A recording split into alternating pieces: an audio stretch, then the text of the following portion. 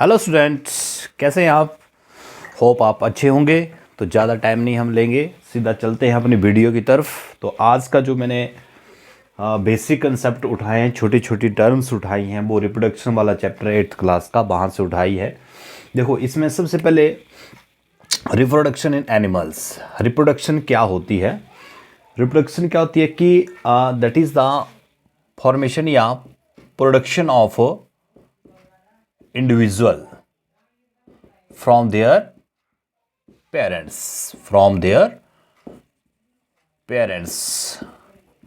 इनकी पेरेंट्स से जो ऑफस्प्रिंग की फॉर्मेशन होती है, that process is called reproduction. ठीक है।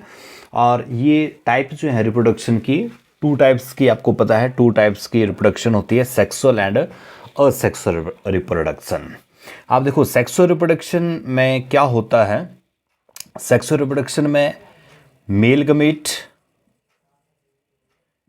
गमेट्स और फीमेल गमेट जो है वो होते हैं।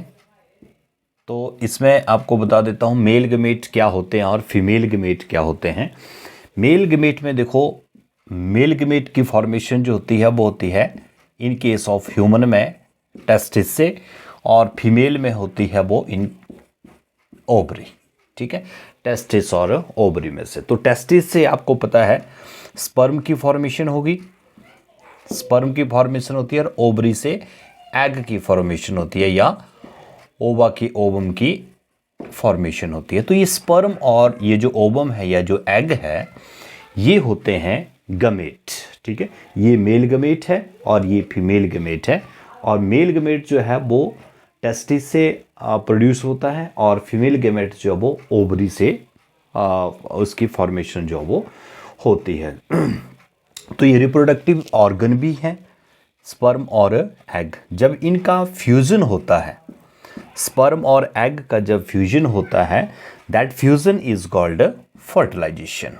उस फ्यूजन को हम फर्टिलाइजेशन जो है बोलते हैं। That is the fusion of male gamete and female gamete, that is called fertilisation. यानी कि टेस्टिस से जो स्पर्म निकलता है और ओवरी से जो एग निकलता है, जब वो आपस में फ्यूज होते हैं, तो that process is called fertilisation. इसको हम फर्टिलाइजेशन जो वो बोलते हैं।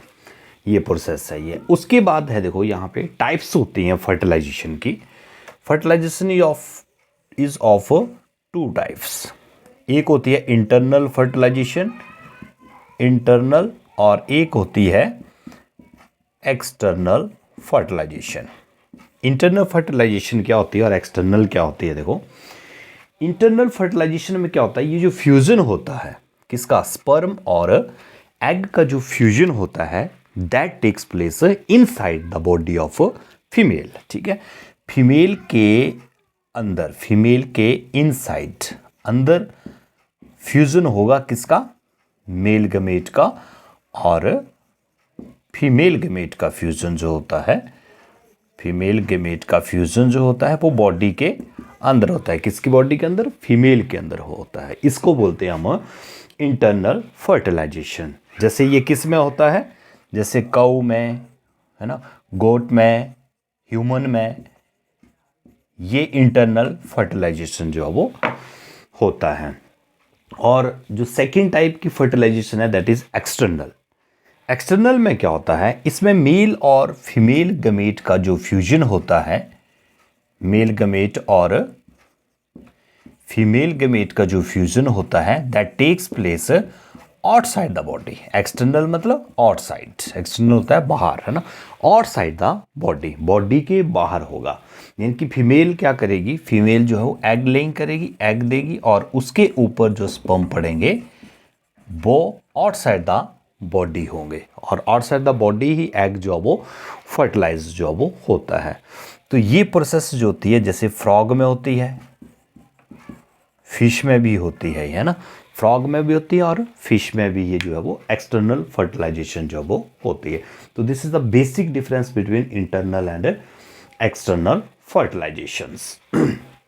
उसके बाद नेक्स्ट टर्म है जो मेरे पास है, एम्ब्रियो एंड फिटस। क्या होता है एम्ब्रियो और फिटस? क्या होता है, देखो, एम्ब्रियो अलग चीज़ है और फिटस जो है वो अलग चीज़ होती है। बच्चे इसमें कन्फ्यूज़न में रहते हैं कि दोनों में डिफरेंस क्या होता है। देखो एम्ब्रियो कैसे समझेंगे आप, देखो एम्ब्रियो में जब मेल, यहाँ से समझे आप, जब मेल गमीट और फीमेल गमीट यानी कि स्पर्म और ओवम, स्पर्म प्लस ओवम जब ये आपस में फ्यूज होते हैं तो ये होते हैं फ्यूज कहाँ पे, फैलोपियन ट्यूब में।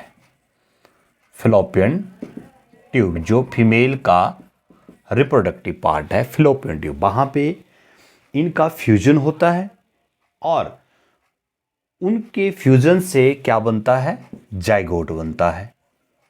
मेल गमीट और फीमेल गमीट का फ्यूजन जो है वो फॉर्मेशन करता है जाइगोट की, युग्मनज जिसको जो बोलते हैं हम। तो जाइगोट की जो फॉर्मेशन होती है ये हो जाती है फैलोपियन ट्यूब के अंदर। उसके बाद क्या होता है, जाइगोट की फॉर्मेशन में क्या होता है कि जाइगोट की फॉर्मेशन होगी, उसके बाद सेल जो होता है वो टिश्यू बना देता है, ग्रुप ऑफ सेल। सेल जो है बनते रहते हैं 2, 4, 8 है ना, 16, 32, 64 इस तरह से सेल बनते रहते हैं। फिर वो क्या बना देते हैं, टिश्यू। इस तरह से जो ग्रुप ऑफ टिश्यू होता है फिर वो बना देता है ऑर्गन। ठीक है, और यहाँ पे ये आपको पता है फैलोपियन ट्यूब से ये कहाँ पे आ जाता है, ये आ जाता है यूट्रस के अंदर। यूट्रस के अंदर ये फॉर्मेशन जो है वो होने लग जाती है ऑर्गन वगैरह की। ठीक है, तो यहाँ तक का जो स्ट्रक्चर होता है, यहाँ तक का जो स्ट्रक्चर बन गया जहाँ पे ऑर्गन की फॉर्मेशन लग गई होने यूट्रस में, इसको हम बोलते हैं एम्ब्रियो। ये हो गया एम्ब्रियो। ठीक है, और फिर उसके बाद जब यूट्रस में आगे की फॉर्मेशन होती है, that is the formation of arms, है ना, बाजुएं लग जाती है बनने, लेग्स लग जाती है बनने, ईयर लग जाते हैं बनने, आइज लग जाती हैं बनने। इनकी जब फॉर्मेशन होती है और पूरा का पूरा जो इंडिविजुअल होता है, पूरा का पूरा जो ऑफस्प्रिंग होता है, जो बच्चा होता है, वो बिल्कुल आइडेंटिफाइड हो जाता है। आइडेंटिफाई जब वो हो जाता है, that structure is called foetus. उसको हम फिटस बोलते हैं। और फिर फिटस जब फुली डेवलप हो जाता है तो आफ्टर 9 मंथ्स जो वो बाहर आ जाता है। तो ये बेसिक डिफरेंस है एम्ब्रियो और फिटस के बीच में। ठीक है, उसके बाद है नेक्स्ट मेरे पास बीबीपेरिस और ओबीपेरिस क्या होते हैं। देखो बीबीपेरिस वो ऑर्गेनिज्म होते हैं जो अपने जैसे बच्चों को जन्म देते हैं, अपने जैसे यंग वंस को, अपने ऑफ ऑफस्प्रिंग को जो जन्म देते हैं उनको हम बोलते हैं बीबीपेरिस। ठीक है, जैसे इन केस ऑफ ह्यूमन में हम देखते हैं, ह्यूमन के केस में जो पेरेंट्स होते हैं वो जन्म देते हैं ऑफस्प्रिंग को। तो जो ऑफस्प्रिंग होते हैं they are similar to their parents, बिल्कुल सेम टू सेम वो होते हैं। तो इस तरह के जो एनिमल्स होते हैं जो अपने जैसे बच्चों को जन्म देते हैं उनको हम बोलते हैं बीबीपेरिस।